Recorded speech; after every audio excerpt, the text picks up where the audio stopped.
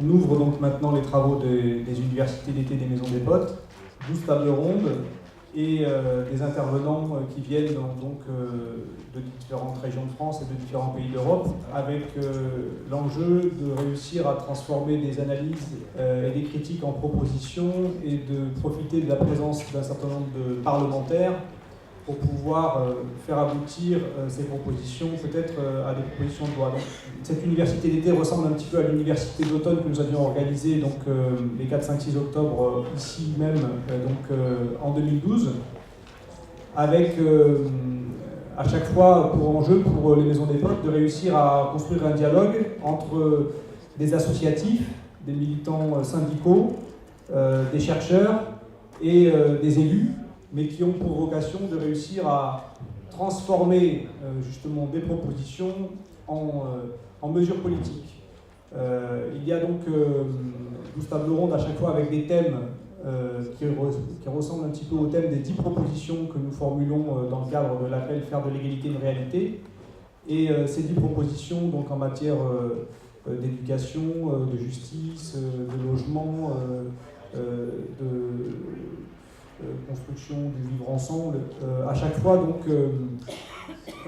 sont amendables, amendées par vos interventions, par des propositions nouvelles et différentes qui seront faites dans le cadre des échanges avec la salle. Donc on est un an après l'arrivée au pouvoir de la gauche.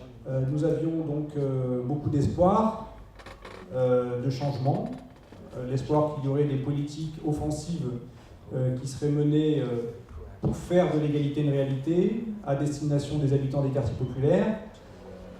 On nous a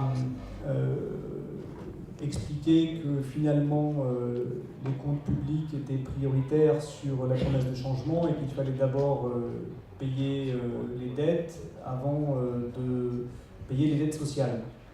Là-dessus, on a un désaccord qui s'est construit, qui s'est renforcé au fil des mois. Nous ne pouvons pas accepter que la dette à l'égard des banques soit privilégiée par rapport à la dette sociale vis-à-vis des habitants des quartiers populaires et des gens les plus démunis dans ce pays. On va dire que le désamour est en train de s'installer, les souffrances sociales ne peuvent pas continuer avec pour réponse il n'y a pas d'argent dans les caisses de l'État. Il y a des combats qui ne coûtent pas d'argent, mais qui nécessitent de la détermination. Je pense au droit de vote des étrangers qui sera à la table ronde de ce soir. Je pense à la lutte contre les discriminations et le renforcement de l'action judiciaire sur une table ronde de samedi matin.